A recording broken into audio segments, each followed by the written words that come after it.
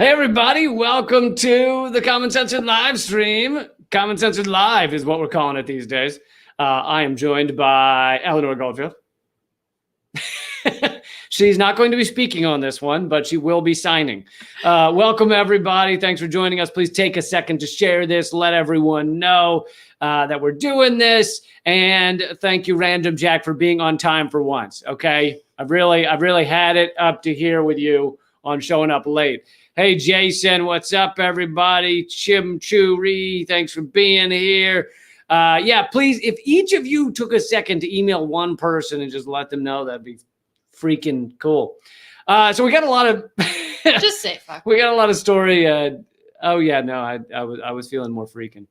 We got a lot of stories for you today. We're also, as usual, collecting donations for those in need. You don't have to donate. Go live on Rockfin. Great point. Forgot to go live on I Rockfin. might be the silent partner, but I am, what's the word? This is the first time you've remembered it. That's not true. Are we sure it's not true? I'm sure it's not true. Thank you, Music for the Ages, for saying free Assange. I agree. This is just either today or one of these days is the 2-year anniversary of Assange being dragged into Belmarsh prison, persecuted for the crime of telling the truth and literally never printing anything false. What a crime. Thanks again for being here, everybody. And as I was saying, we're collecting donations for those in need. You don't have to donate. I'll be interested to see who the first is to donate, though. You can do that by going over to youtube.com/momentofclarity, clicking the super chat button. You can also do it on Venmo at Lee Camp, and you can do it on Rockfin by clicking the tip button. And those donations go to those in need. If you are someone in need who $50 or $100 could make a difference, then email commoncensored@protonmail.com. This is our little solidarity fund. It's a way to help out those in need and get that money to do so from those who have a few extra bucks. And who hang out with us every week. And who are willing to hang out with us, which is a big ask. For hanging out. It's a big ask to make you hang out with us. Speak for yourself. So the question is, what stories should we get into first? You want to talk about Biden's awesome Pentagon budget? Oh my gosh. Very exciting. Very exciting. Super exciting. So remember way back when Biden said nothing will fundamentally change? Yeah, he was talking to a bunch of his fellow rich folks. And that, I think of all the quotes that he said, I think really that's the one that we should take to heart.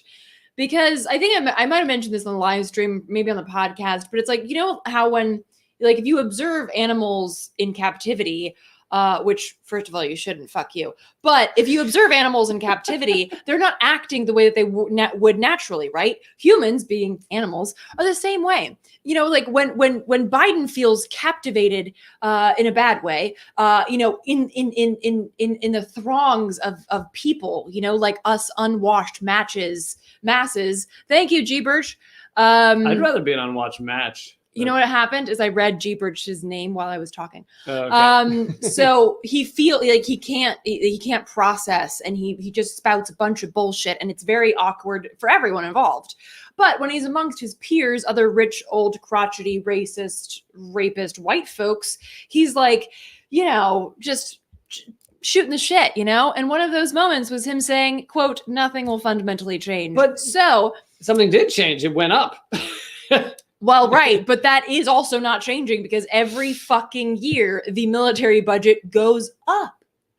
So, here we are again. And Biden has proposed an increase in the military budget since last year, which I feel like we should just take a moment to highlight that this is an increase from Trump's presidency. So all of the people who were like, Trump was the worst, he was just such a fucking monster.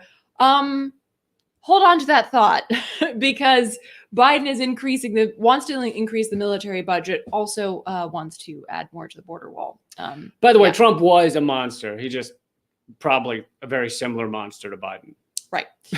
We're not saying Trump was not a monster. So, but he's not a monster for that. Like, he's not a monster uniquely in that way. Biden is also a monster in that way. So I like that, the hood ornament. So the military budget that Biden set forth is $753 billion, which I don't actually understand what those numbers mean because You're not supposed to. No, of course. They don't want you to. Which and right, that's the point, because these numbers are just so large that we can't even like fucking compute what it means. But basically what it means is that the US military is the largest terrorist organization in the world. It is also the largest polluter in the world. So that means that Mr. President of Human Rights and Climate Justice is trying to bolster the Pentagon budget, the budget of the largest terrorist organization and climate polluter in the world. Oh, thank you so much, Emmeline. Really, really appreciate you cool. Supporting and a fellow musician. So that, I mean, these are all like important points to remember. Like the U.S. military is not just the entity that goes after enemies. It's a terrorist organization. There is no Department of Defense. It's the Department of Terrorism, and it's the Department of Imperialism and of climate change. It is equivalent to 140 countries when it comes to greenhouse gas emissions. So wow. Yeah, and I mean, as you said, these numbers are almost unbelievable. It's hard to wrap your mind around them. So it's $753 billion that Biden is proposing, but that's the known budget. That does not include the black budget, which generally gets the military the past few years over $1 trillion a fucking year, which is a completely incomprehensible amount of money. And Biden, I mean, he acted like, to some degree, that he didn't agree with Trump's belligerence, that Trump was a war hawk. He said some of this garbage during the campaign, and everyone knew he was going to be an equivalent war hawk to Trump, just as Obama was, just as Bush was. Obama did not decrease the number of wars. He actually increased the number of wars. That was with Biden as vice president. And now we're looking at this military budget, which is just fucking pathetic. I mean, this is an empire trying desperately to hang on to its hegemony, and it does that by basically just pumping money into war and military, because it's realizing it can't do it in other ways. It can't. They've given up the idea of actually taking care of people, taking care of workers, making the globe maybe like America by ending poverty and ending homelessness and ending hunger, all things they could do easily with this amount of money. But they don't do those. They just pump it into war and military, which a lot of people get very rich off of that. War is a racket, as Smedley Butler said, who was at the time, he said that, I think, the most decorated general in the history of the United States. Yes, he was. I think he continues. You would know. He continues to be one of the most decorated ever. Oh, we can't drink at the same time. Yeah, gotta keep talking. One of us. Thank you guys so much. Thank you for commenting. We're trying to keep tabs on as many as we can. As we always say, you guys can throw in topics. You can throw in discussions. Let us know if there's something you want to see us talk about, although we do have plenty of news stories. And again, please, if you can, throw in some cash for the solidarity funds that we're doing. Again, for folks just joining, the solidarity funds are funds that you all give that goes back to the folks watching who need some support right now. So and Frank brings up the topic of taxes, which yes, a report came out that 55 of the largest corporations in the country paid zero taxes. Sorry, I just noticed a bizarre comment from Abe. I don't know why I'm called Jewish Lee Camp, but yes, I do believe we should end the oppression in Gaza. But first before what? Before I don't know first, but okay. I prefer just Lee Camp. I haven't gone by Jewish Lee Camp since high school, really. So starts sounding a bit anti-Semitic if you put that in there, Abe. Just saying. Okay. Thank you, Jenny. Yes, thank you, Jenny. Jenny's asking. Do you think AOC will get voted out? I'm going to be honest. I don't know, and I kind of don't care, because if she is voted out, then there's somebody that's going to take her place that's basically like her or worse, or there's not. I mean, she has shown that she is uplifting the status quo, the system. She's the progressive face on the Democratic establishment, the rot of the Democratic Party. So I honestly don't give a flying fuck. Yeah, Chris says, please no more AOC talk. Yeah. No, I mean, it's sad to see her reversed like this, but yeah, I've done like 2 episodes on her, which is more than I've ever done on her, and I think I'm kind of getting done with that.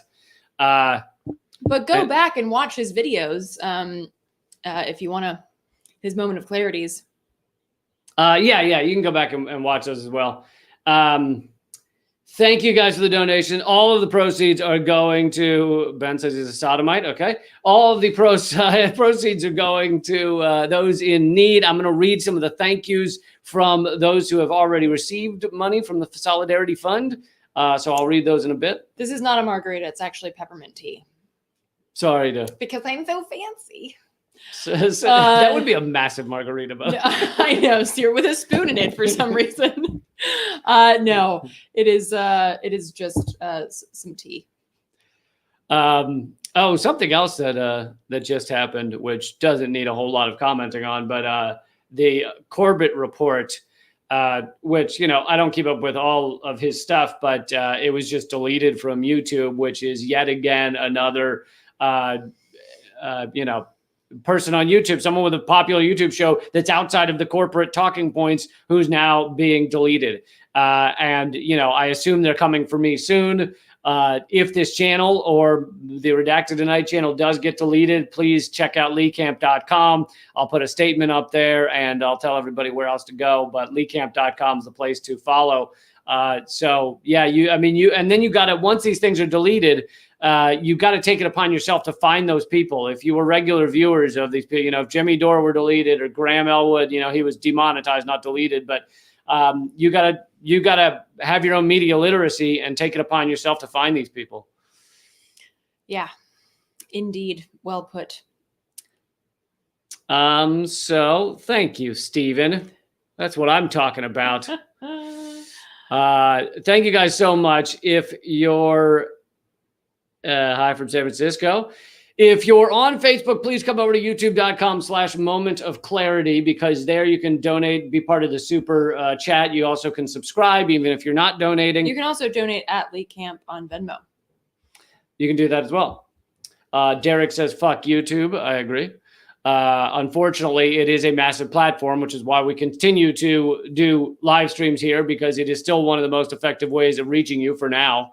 I believe in not abandoning the tools that activists have, even if they're suppressing us. I mean, my Facebook is one of the ways that I get out my videos to people, and yet it's been heavily suppressed since 2016. It's been capped, basically shadow capped, since 2016. So you got to use these tools while building up the alternatives, which is why we also are live, thanks to you, at rockfin.com/Lee Camp. Oh, right. Thanks to me. You remember. Yeah. So yeah, this is an argument that people have. Thank you, Judith. Thank you, Judith. $20. Yeah. Okay. So super relate to that, because I remember I had organized and been to a bunch of protests in Charlotte, North Carolina ahead of the Second Iraq War. And I remember my dad calling me on the phone. Remember when we had like a phone, like in the kitchen? Yeah. So he called me on the phone and he said they started bombing Baghdad. And I was like, wait, they didn't listen to us? I don't understand. They have to listen to it. That's their job. Like I was so completely like confused. And that was, the beginning of the end of my trust in the system. But I totally relate to that, Judith. The protests against the Iraq War globally were some of the biggest anti-war protests to ever happen. And it did not stop the Iraq War because, obliterating countries and making sure that there is, are no countries strong enough to compete is more in the game plan of America, including Joe Biden, who's increasing the military budget, the Pentagon's budget, despite all the crimes they've committed, despite the crimes have been shown to us by the collateral murder video and by Julian Assange, who is celebrating, although I don't think celebrating is the word, 2 years in Belmarsh prison and plus 7 in the Ecuadorian embassy. Yeah. Yes, I'm getting a lot of solidarity on that comment, Judith, for sure. So we have several hundred people watching, but only 96 of you have clicked the thumbs up. So please take a second to do that. Thank you, Christine. Oh, there it is. Thank you, Christine. I see there's a delay between his screen and mine, so it's not that Are I'm you sure it's the sound, not the sound delay from here to there?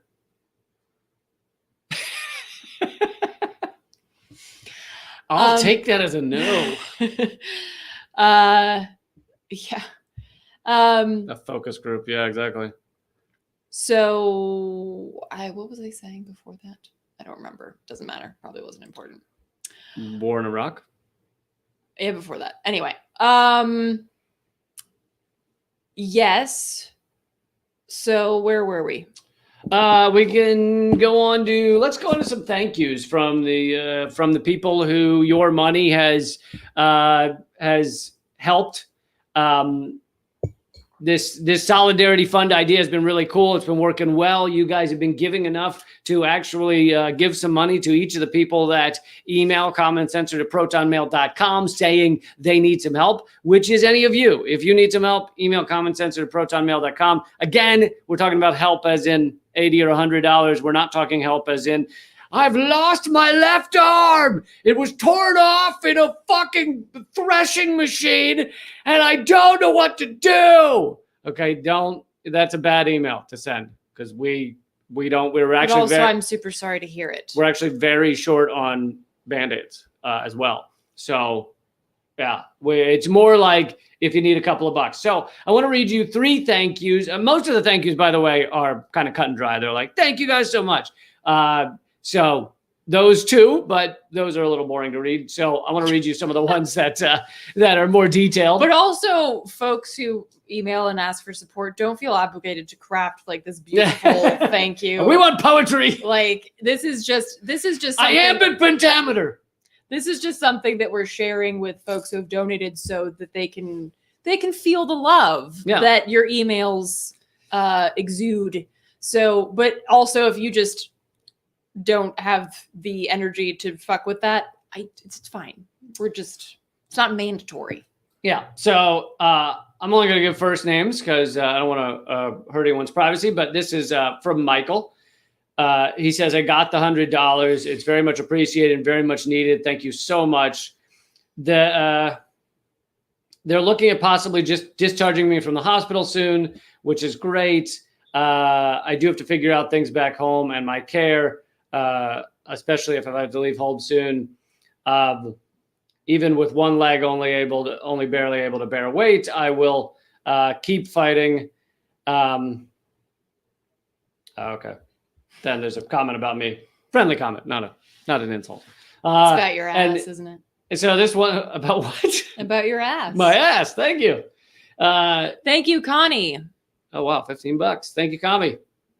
Wait, Connie. What did I say? I actually don't know. I blacked out at the moment. All right, so shall I do the next one? Please. Okay, so this is from Jeffrey. The first part of it is what he sent requesting help, which, by the way, if you request help, other than one sentence, you don't need to actually, we're not looking for it's not like we need to figure out who has the greatest sob story. That's not, or who's struggling the most. That's not our goal. So, but anyway, some people volunteered anyway. This is from Jeffrey. He says, I just need enough to make it to payday. I haven't eaten in 24 hours and need money for transit to work. So then we sent him some money from you guys, which we're very thankful for. And he said, I'm crying. Thank you so much. thank all the viewers. Tell them, oh, he said tell them my full name, but I only wrote down Jeffrey, so sorry. But I'm so appreciative of this. You have no idea. Blessings, you all. I'm not religious, but it feels right to say. And blessings back to you. We're also not religious. And, I just wanted to highlight okay. this. Yeah. H, thank you so much for posting that message, and I hope that you are safe and healthy. And thank you all to all of you who have made that possible for us to forward that donation. Thank you guys for making the Solidarity Fund a real thing. And so this one, they did not give their name, but they said, I got the money. Thank you guys. And the chat comrades again, thank them. I will be using this money to replace my 2 completely bald tires that are about to pop, so that I'll make it to work because public transport is not an option. There's only one bus in my neighborhood, and believe it or not, the bus takes a half an hour to a subway station that I'd have to take 2 subways and another bus just to get to work. Yeah, sounds like LA. I don't know if it is LA, but it sounds like it. I remember going anywhere in LA on the phone. I sold my car when I lived in LA, and to pay for an album, and so I became like the queen of the metro. I knew it like I'd memorized the whole fucking thing. If anyone knows someone in LA or you're in LA, everyone has to own a car because everyone thought so bad. Every time I told someone that I didn't have a car, they thought that I was homeless, which I had been, but I wasn't at that time. I just didn't have a car. Interestingly enough, when I was homeless, I had a car. So we did some switcheroos in my life. Thank you, Bev. Thank you, Bev. But yeah, so anywhere you want to go in LA, unless it's like, a couple of miles, the metro, it's like you got to take a bus and then 4 donkeys, and then the donkey drops you off 5 miles away from the subway stop, and then you got to take that 2 times, and then it's a fucking mess. Well, and then you have to ride an intern from Sony Pictures. It's really complicated. Yeah, and now there's like one line that goes out to Santa Monica, but it goes south of where they wanted it to go, and I'm done. I'm sorry. Whoa, thank you, Mana, and thank you everybody Lisa. for these. Yes, Lisa. I'm sorry. Big shout out to Julian Assange. Thank you guys. And Lisa. And yes, rest in power, LaDonna Brave Bull. Very good. Thank you for bringing that up. I had seen that today. For those who aren't aware, LaDonna Brave Bull was very, very key in the fight against DAPL and the Sacred Stone camp in so-called North Dakota. And she has passed. Thank you, Michael. If you're not aware of her work or the things that she's done, I recommend checking her out because you will learn a lot and be very inspired. Thank you guys for these donations. You're incredible, and it's going to help a lot of people. Michael, thank you. Thank you, Michael. Love from LA. Love back. Wow, Chaos Agent. Thank you. Whoa, $50. Okay. As of 92. Thank you. Oh, the most decorated Marine, right? No, but I think it's. I'm pretty sure. Think it's I'm pretty sure that general or something. No, but whatever they have in the Marine. I don't fucking know. What do you guys use over there in your Marine Corps? He was a Marine, but I'm pretty sure he's one of the most decorated soldiers ever. All including Marines, Army, all of it. Oh, I see. Okay. Anyway.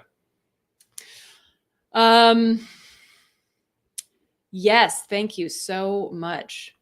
You guys are incredible. Thanks for the donations. Yeah. And now I'm looking up Smedley Butler.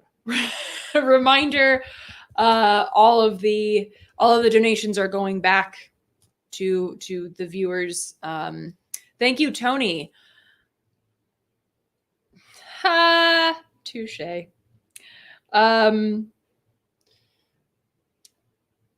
Yes, war is a racket. Indeed, that was him. Yeah, he wrote. Also, why aren't people named Smedley anymore? We need more Smedleys. That's a is what we fucking great need. name, dude. I think everything would be fine if we had Smedleys. If I have a It's son true. ever, I'm naming him Smedley. Or maybe even a daughter. Isn't it? I feel like it'd be a good name for someone who like makes jellies and jams. No, isn't that Schmuckers? Right, Smedley Smucker. Oh my God, that'd be incredible. Best name ever. That's okay. It says most decorated. I don't know. It says most decorated Marine as of his death in 1940, but who knows what it is now. Either way, he had some, flair on his jacket. Flair. That's basically the point. He had some TGI Friday shit all over his fucking uniform. Oh, that's a good point. James says if the baby's born with a mustache, name him Smedley. I was born with a full head of black hair. So shit happens. Thank you. Thank you. The Talshar. Really appreciate it. And we can move on. Keep the donations rolling in. They'll definitely help people. All the donations are going to those in need. But we can keep going. Let's get to your column that just came out. Sure. So I'm going to show, while you talk, I'm going to show, you can keep talking. I'm going to show the headline. Oh, okay. So basically, I released an article with Mint Press News, which if you're not familiar with them, please check them out just in general because their shit is awesome. So I released an article with Mint Press News that talks about the eviction moratorium, and the cancel rent movement. And basically, y'all might be surprised to know that I say with heaping spoonfuls of sarcasm that thanks, Chris. The moratorium is not. It's kind of like a bottleneck. It is not. So no. For all of my LA folks, when you're on the 101 and you're driving by Silver Lake, and for some reason there's always a fucking bottleneck at the Silver Lake exit, and you're like, what the fuck is this? Why? And you never figure out why, but it lets up. And that's basically what the eviction moratorium is. It's a bottleneck. Things like slow down. Cars are still getting through though. It just slows down for a little bit, and then all of a sudden you're on your way again. And then you just kind of go, oh, okay, whatever. That's basically what's happening now. There's like a slowdown, but it's also important to notice kind of like all the off ramps that are available, all of the loopholes that are available in this eviction moratorium. Not least of all, that evictions can go forward because evictions happen in stages. There are 5 stages to evictions. So, for instance, landlords can file for eviction. So what that means is that you'd get like a notice and they file it with the court. And a lot of people, because of the gaping information gap that exists, they see the eviction notice and they think, well, shit, now I have to leave, because they don't know that there's like a multi-step process. And landlords, of course, take advantage of this information gap, right? And so they post all these fucking things in the hopes that, hey, I mean, even if it's just like 70% of people I post these notices for end up leaving because they think they have to, that's good for me. Yeah, and it makes sense that a lot of people would see a notice on their door says you have to leave, and they'd fucking leave because they don't want to get arrested. A lot of them are immigrants that don't want to be harassed by police. Or just, hey, guess what? We have a racist police force. A lot of black families don't want to be harassed by police either. So you get something on your door that says you have to fucking leave, and a lot of people just do. They don't know their rights. They don't know that they can fight this. Maybe they don't have the energy to fight it.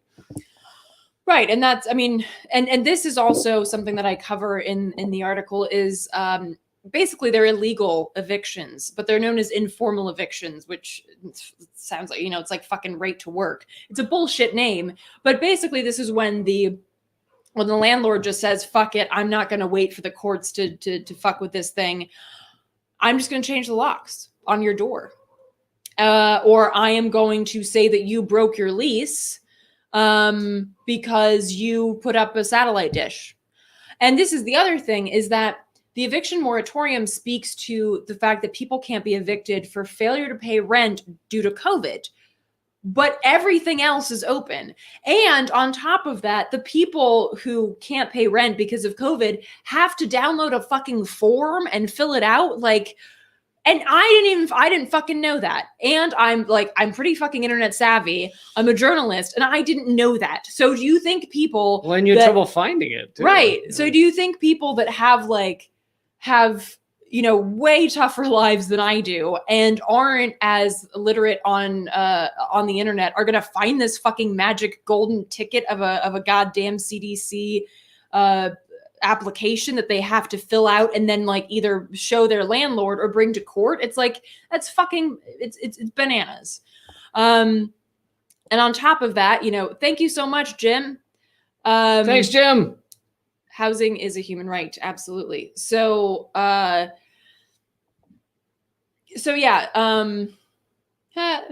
Russia's about to weaponize the eviction crisis. I think it's Russians that are evicting us, right? I heard Russian bots were printing out eviction notices, and they're small, but they can crawl up the outside of your apartment door and stick it on there. So Russian bots are very tiny. Have you seen one? They're like, hold on, I don't. You see, they're like right there, like that. They're like that, and they can come out of your computer and print something off and then stick it on your door. So most of the evictions are due to Russian bots. So. And Chris, that's exactly it. It's beyond Orwellian. And these are called, like, those illegal evictions that I mentioned are oftentimes called self-help evictions. Like the landlord is just helping himself to evicting you, which is a fucking sick way of, but like, what? This is, and I also in the article I also point out that some people are saying like, oh well, what about like the mom and pop what's it called, the mom and pop landlords and shit. And first of all, the mom and pop land, like there's a significant difference between you losing a bit of income because people can't pay rent and you being homeless. So that's the first issue. The second issue is that there's been actually quite a bit of support for landlords already.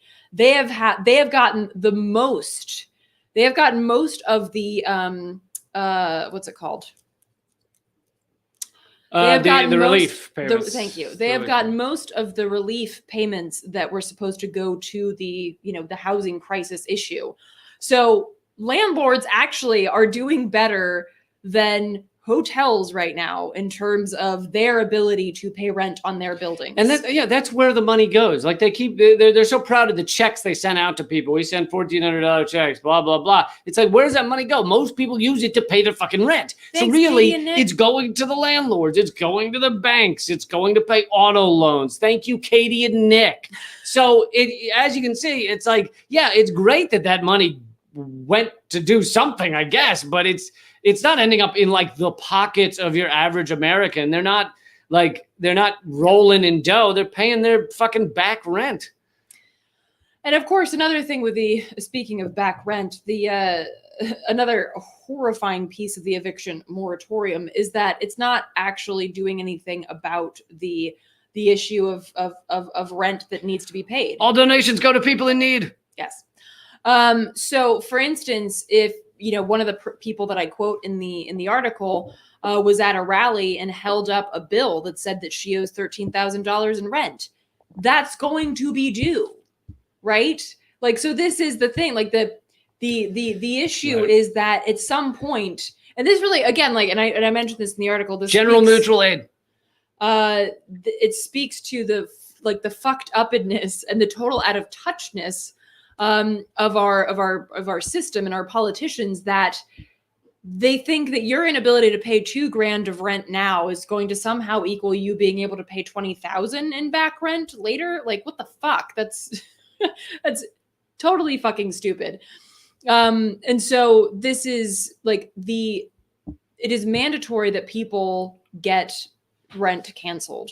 And as the cancel rent movement has pointed out, if we don't have food, why the fuck should we be paying rent? And these bullshit checks that don't go out to a lot of people because they're not quote unquote eligible, or they are and they just never see the money. Yeah, this is bullshit. These people need relief that is actually relief. They don't need empty promises. They don't need Joe Biden fucking, ramping up the military while these people are starving inside of or outside of their homes because they've actually had they actually have been evicted. So, and I also quote that there's an organization called the Eviction Lab that Thank you, mass casualty. thank you, mass casualty. We will take your money and redistribute it.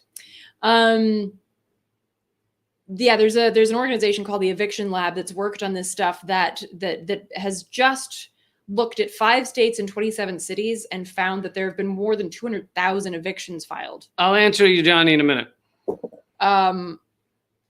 You can go ahead. I was enjoying what you were saying, though. No, it's fine. Johnny, we do this live stream with Eleanor Goldfield on every Sunday, just about every Sunday, except sometimes so it's every Sunday. We vary between 7 and 8 p.m. It's usually 7 p.m. The way I alert people is either on Twitter or my email, the email list. So if you want to join the email list, text the word redacted to 33777, 33777. That's it. Sorry, I said it twice, but 33777, and you'll join the email list. But yeah, we do try and do these every Sunday. I do other live streams, but this is the main one. And this is the one where we really do take in a lot of donations to give to those in need. So this is the flagship live stream. Okay.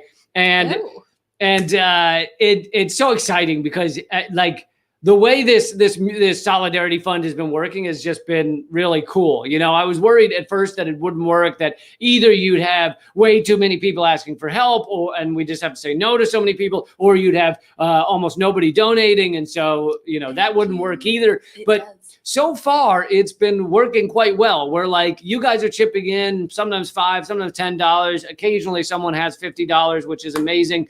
And it's lining up pretty perfectly with, so far, the number of people who have emailed commoncensored@protonmail.com, said they need a little help. And so at least so far, it has been this beautiful thing. Now, if we have to slow down the number of donations we give out because the amount of money coming in, et cetera, then we will. But for now, it's really been working perfectly. And I think that beyond just, yes, we're getting those people help. And I read you some of the thank yous, which are amazing. And they're really thank yous to you, because we are just the middle men/people that the middle people that take no cut. That's all we are. And the reason this is bigger than just helping that one person or something like that is because this is how fucking life should be. Life should be a bunch of people getting together and making sure everybody can get by. Everybody's not going to struggle. We on the podcast Common Sense, we talk a lot about community, trying to build up communities in America that have been so torn apart, we've all been so atomized. We go home to our little seclusion boxes and we never speak to anyone. And it really is about getting beyond that. And I think in kind of the biggest way in my life, you guys in this community is the one that I've built up, and thanks to you. And I want it to be a place where people can get help if they need it, and people that have a couple extra bucks can throw that in, so that it is this cyclical process where no one's struggling that bad. Now I realize that people get $20,000 hospital bills and we can't solve that, but it is a step in the right direction, and I hope it's setting an example for what this can be, because at the end of the day, money is garbage. I mean, it's really a virus, but unfortunately it's the virus within which we live. So I can't just say, hey, I'm going to be broke and you're going to be broke and we'll all just be broke together. Unfortunately, we live within this capitalist system. So I don't deny that. And of course, that's the bullshit argument that people love to make. Oh, you're a socialist. Don't you use a computer? Don't you use a cell phone? And this is something that I've talked about. And I actually wrote a spoken word piece about this called "I Am a Hypocrite," because we're all on the hypocrisy spectrum, meaning we all live inside of a system that we understand to be rotten to its core, that must be not reformed. Thank you, Atlas. But entirely fucking torn down. Thank you, Sam. Thank you, Sam. So Like, for instance, we're doing this on computers that are made with conflict materials that are dug up by kids. Yes, I know that. I'm horrified by that. But I do stipulate it has to be dug up by kids. So I email Apple and I'm like, listen, find the one that is the youngest kids digging it up. And yes, we ride in car. We don't have a car, but we ride in cars. We ride on planes. But this is how, like, the amount of purity that some people demand of, like, environmentalists, like, oh, didn't you take a car here? It's like, yeah, fuck you. So first of all, the issue is not personal choices, because there are 100 companies that are responsible for 70% of the fucking emissions in the entire planet. Okay. The US military, as I noted, is the biggest polluter on the planet, equal to 140 countries. So me driving to a protest in order to lock down so that a fucking oil pipeline doesn't explode and poison the water in homes of thousands of people is actually valid. But this is the kind of bullshit that gets thrown at people, right? To make us feel like, oh, maybe I just should live like Robinson Crusoe. But the problem is, if you live completely off the grid and you never saw people, you never talked to people, you never, no Wi-Fi, no connection, you can't change it. You can't change anything from there, because you're literally just sitting by yourself, which, if folks haven't read the book, How to Do Nothing, I greatly recommend it. It's basically like how to do nothing in the sense of the productivity, paradigm and capitalism. But it makes this point very well, because she writes about communes and how people just wanted to fully escape. And it's like, well, that's great for you, but thank you, Knight Rider band. But in order to change things, we have to be in them, right? Like, we have to fuck shit up while living inside of whatever it is that we're trying to change, right? You can't affect the game from, like, the nosebleeds, right? You have to be in it. And that sucks, but we have to admit a certain level of, like, hypocrisy that's going to go with that. And at the same time, we also have to, like, bring back the parts of humanity that have been completely defiled and destroyed by capitalism, like mutual aid. For instance, this feeling of mutualism is very inherent to humans. It's how we've survived. Cooperation, it's how a lot, like, how nature works too, like, whether it's mycelium networks under trees that share nutrients and shit. Like, this is how communities, not just humans, but this is how communities thrive, not just survive. So anyway, all that pontificating to say, yes, you are going to partake in shit that you disagree with. And yes, you should still push for justice and liberation for all, and fuck capitalism. So yeah. Well said. Thank you guys so much for the. You okay? I got that. I blame capitalism. I blame the Russians. I'm pretty sure capitalism did it, honestly. Oh, God damn it. I'm pretty sure. So thank you guys so much for the donations. If we get, let's say $100 in the next 10 minutes, we'll stay an extra 10 minutes. So that would be awesome.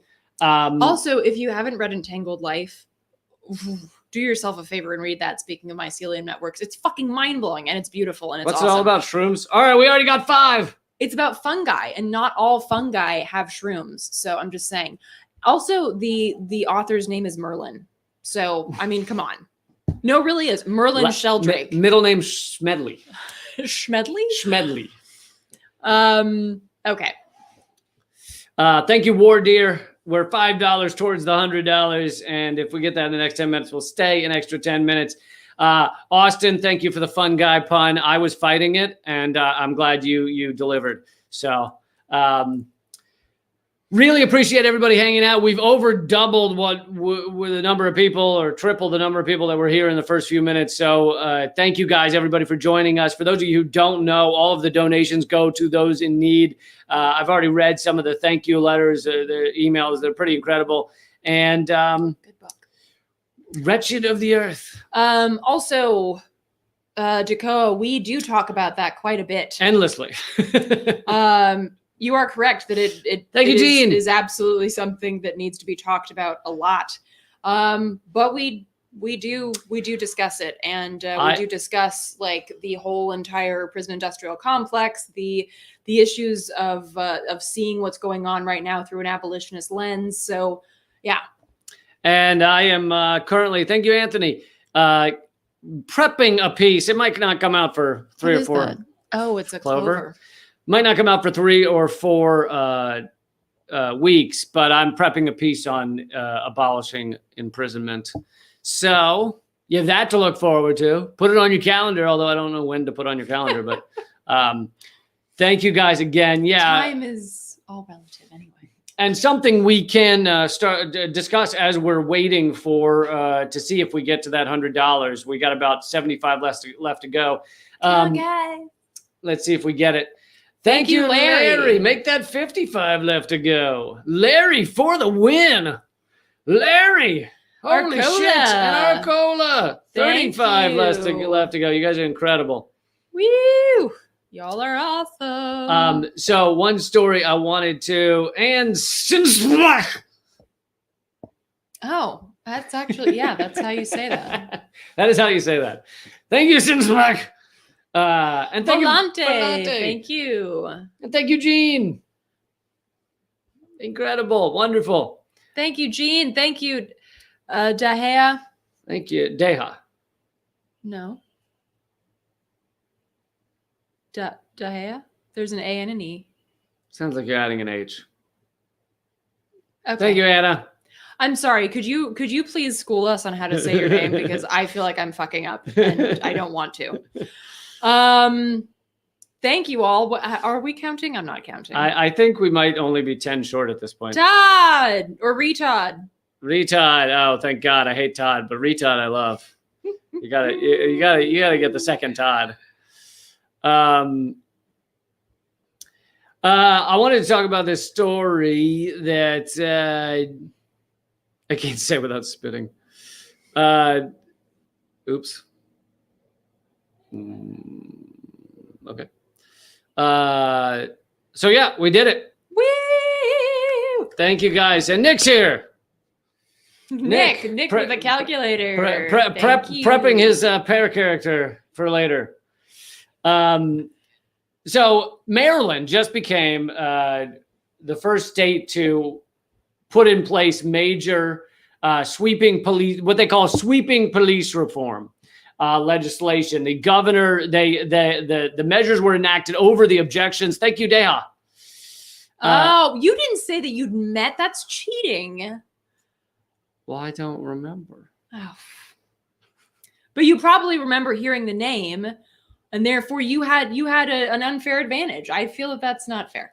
You added an H. Why did you add an H? I did. There is an H. No, you added another H. No, I didn't. You were going, ha ha ha, Deha. Thank you, Amika. No, I was not. Thank you for pointing that out and donating again. You didn't have to donate. Yeah, you didn't have to donate to pronounce your I name. appreciate you. Yes, thank you for doing that. And So thank you, Amika. Here's the thing: they enacted it in Maryland. This reform of police. They overrode the governor's veto, and it limits police officers' use of force, restricts the use of no-knock warrants, and repeals the nation's first Bill of Rights for law enforcement. Taking sweeping action to address police violence. Okay, a couple of things here. Yes, these things should happen, like having use of force. Excessive use of force be a criminal act should be a thing. But also, can we not act like this is the most that could ever be done to restrain police or change policing? Because that's what they're trying to do. They're trying to act like this is the most that could ever happen to change our police system. And this is how the kind of negotiation system of our two-party corporate duopoly garbage works. There's a horrible, brutal shit that goes down. There's massive protests. People, true radicals and true activists demand a form of abolishing the police. Then it actually, this was kind of rare, that it became a mainstream talking point to defund the police. So already you've backed off abolishing the police to defunding the police. Then we have defunding the police talked about as just a crazy extremist thing. Oh my God. Biden says, no, I would never defund the police. That's ridiculous. And it's talked about as, oh, how horrific and extreme. So then it's backed off even further. And then the Democrats, whatever it is that they fucking pretend to support, don't actually do the thing they want. So that's backed off even further. And what you get is ultimately maybe something like what Maryland passed. And that's how this system works. So that we now view this. Whoa. Wow. Thank you, Chaos Agent. Thank you, Chaos Agent. That's how we're supposed to view this, as the most that could ever be done to change policing. Right. And this is, it reminds me of like the typical Democratic way of doing things. And I know this is an example that I've used before, but for instance, when Obama passed quote unquote coal regulation, which basically what he passed was, okay, now I'm going to say that instead of being able to just dump in unlined earthen dams, which is another way of just saying dumping on the ground, you can only dump the toxic coal slurry from your toxic operation. Thank you, Lucy. Into unlined earthen dams and leave it there for 3 years. Then you have to clean it up. But also, it's on you to clean it up. We're not going to check on you or anything. So first of all, after 3 years, that shit has already seeped into the ground, you dumb fuck. And second of all, it's on them to just clean it up. But this is like the typical dumb fuck is their proper title, right? This is the typical. The MO for Democrats, right? I recently saw a Thank post, you, Christine. I recently saw a post that just said that if Obama had to apologize for every civilian victim that he murdered, he'd have to apologize every day for 3 years. So that's just an aside. But this is what the Democrats do, right? And I think this is kind of indicative of that. Like, after all of the calls to defund the police, to actually make meaningful changes, not reforms, fuck reforms, actual structural changes. This is what they come up with, that it's basically like, you know what? Actually, we're not going to make it okay to torture people. How about that? Because it was before, don't know if you know. And it's like, what? That's not what we fucking asked for. That's not what we demanded. But this is the typical shit, right? It's like, we're going to say, we're going to pass things that aren't actually any kind of even low level reforms. And we're going to wrap it in this flag of human rights and justice and caring. And then we're going to put, some Black folks up front to talk about how great this is. And this is, so this is bullshit, basically. So speaking of this, let's jump into what is becoming evident of the way they're talking of the storyline going forward of the Derek Chauvin trial. So Derek Chauvin should absolutely be prosecuted. He should serve a long time for killing a man in broad daylight and on video camera.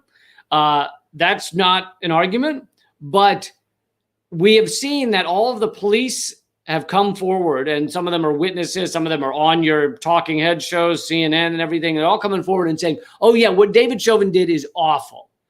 And so this is actually a way of protecting the police, to act like Derek Chauvin is the problem. He is the bad apple.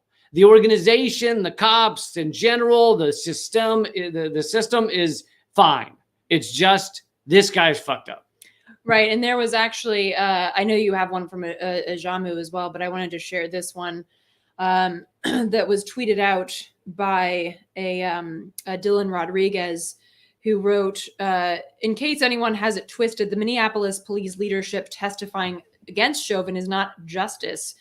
It's a sacrificial approach to defend the legitimacy of the police as the primary institution of domestic war.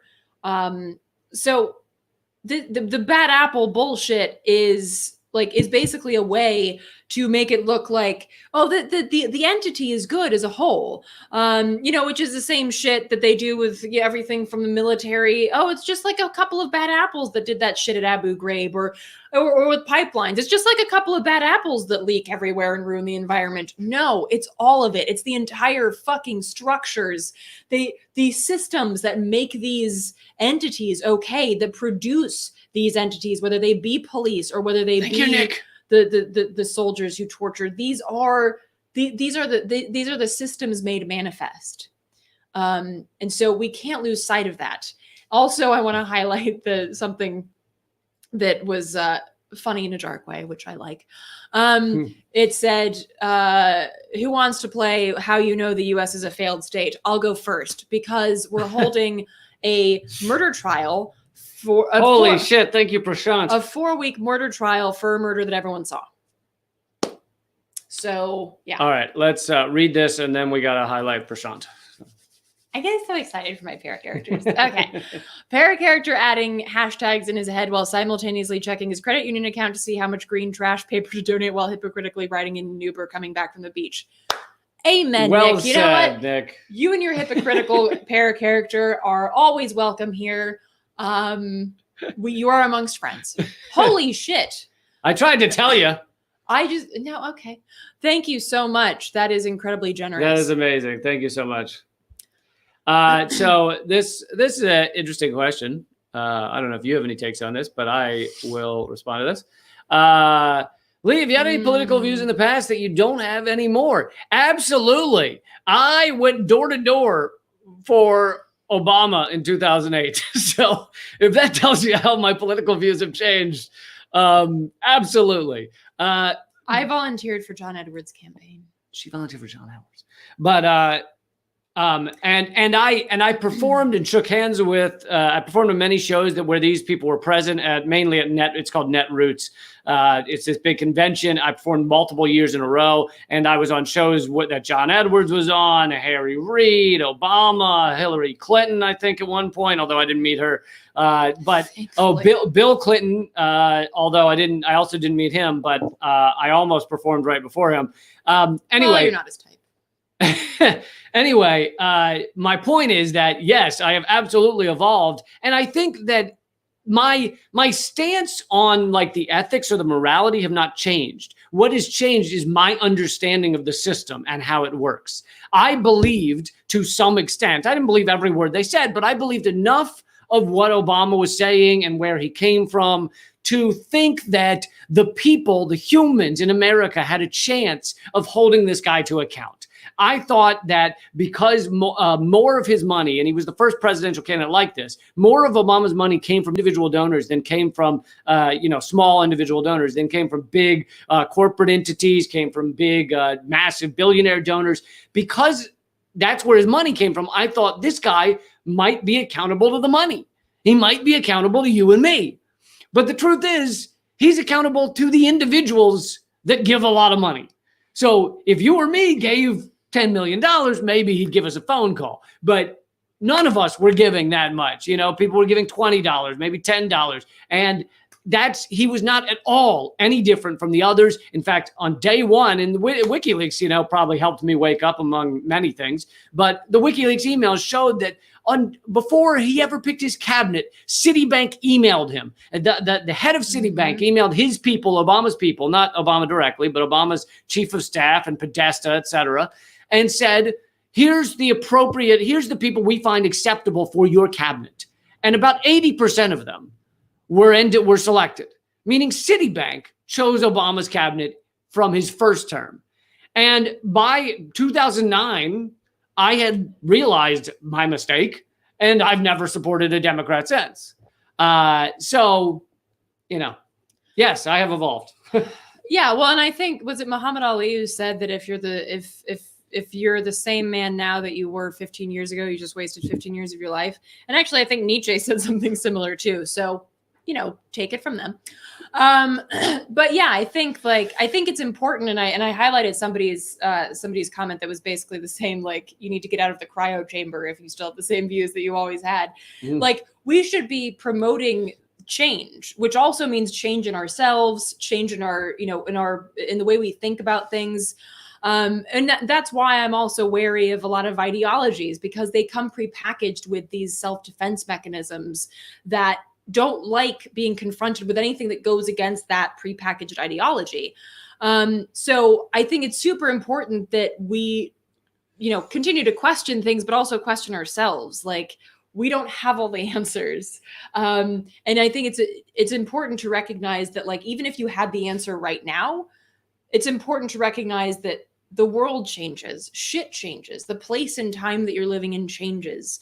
And therefore, even if you had the answer like 10 years ago or some shit, it's not necessarily the right answer now. So it's important that we recognize that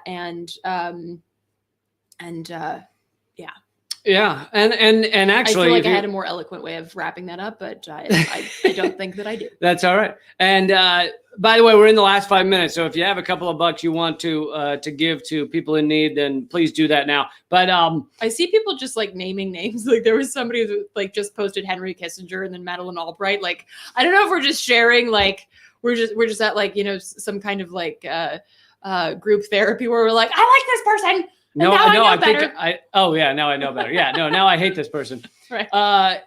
And if I go back, you know, in terms of changing my views, if I go back farther, I guess further time. I don't know. Is time distance? Are we going to get into that right now?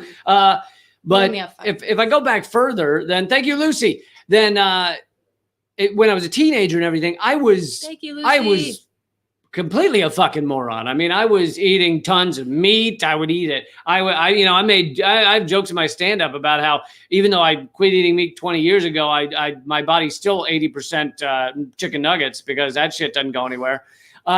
So yeah, I have changed immensely. I was never right wing. I always was standing up for justice, but I wasn't an activist. I thought, oh, well, the good guys are the Democrats. They're trying to do their best and see you later. Like that was it. I didn't have deeper thoughts than that about politics, really. I also used to think, well, you know, death penalty, it's sometimes what else can you do? Sometimes you got to just execute people. And now I realize that's the fucking dumbest thing in the world. I used to think that, you know, 80% of cops are great people just trying to help society.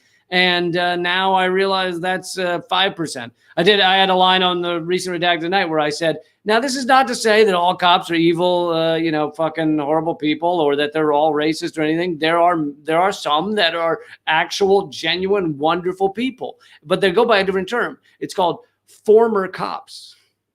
Because they get fucking pushed out. They don't fit in that system. And so they leave or they become awful people in order to adjust. But change equals growth. Very, very good point. Yeah. And I remember the first time someone said to me, abolish the police, I was like, oh, that sounds very extreme. And then, you know, they sat down with me and talked to me about it and like needled at my preconceived notions about police and broke down my preconceived programming about police. And what was really a big change was reading the book, Our Enemies in Blue, which is a fucking phenomenal book about the history and present of policing. But yeah, I mean, when you start hitting at that programming and asking, but why does this need to exist? You know, it's like there was a protest recently at the ICE headquarters here in DC, and somebody pointed out that, hey, I'm older than ICE, someone who was speaking. And I heard a few people next to me gasp because you think this must have been around forever. But ICE literally is a post 9/11 creation. The idea that it has to exist is fucking stupid. It just as stupid as the idea that police have to exist or that the DOD has to exist. It doesn't fucking have to. So really needling at these beliefs and this programming from the system it's important. Yeah, that's a good point. There's a fine line, but I think most of them are over that line. Yeah, it's kind of like a straddle, really, straddling that line. So we're going to wrap up here. If anybody has a couple bucks left, please throw it to those in need. If you are struggling, please email commoncensored@protonmail.com.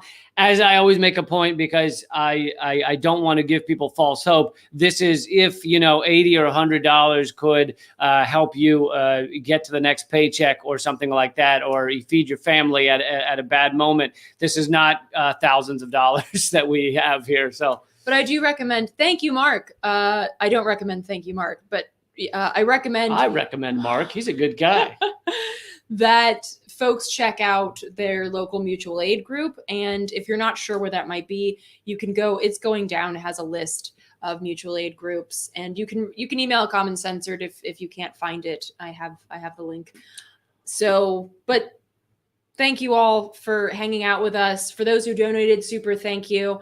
And I'll read some of the thank yous next week as well. We'll almost definitely be doing one. It's not every week, but it's most of the time, and it's Sundays, either 7 or 8 p.m. Listen to our podcast as well, Common Censored. And if you want to read Eleanor's entire article, which you should, because we only have time to get into half of it, that's at Mint Press. Just go to Mint Press News and you can read it. I believe it's at the top of their page. And that's about it. New Redacted Tonight came out the other night. You can watch that at leecamp.com. And thanks a lot, guys. Please spread the word. Tell your friends and keep fighting. And all of my stuff is up at Hard Killing Apathy. It is hard to kill apathy. It fucking is. Hard Road of Apathy? Okay, are you done? All my stuff is up at artkillingapathy.com. The film is up at hardroadofhope.com. There's a great screening happening on April 24th. That information is up on hardroadofhope.com. And until next time, y'all, stay safe and stay healthy and act out.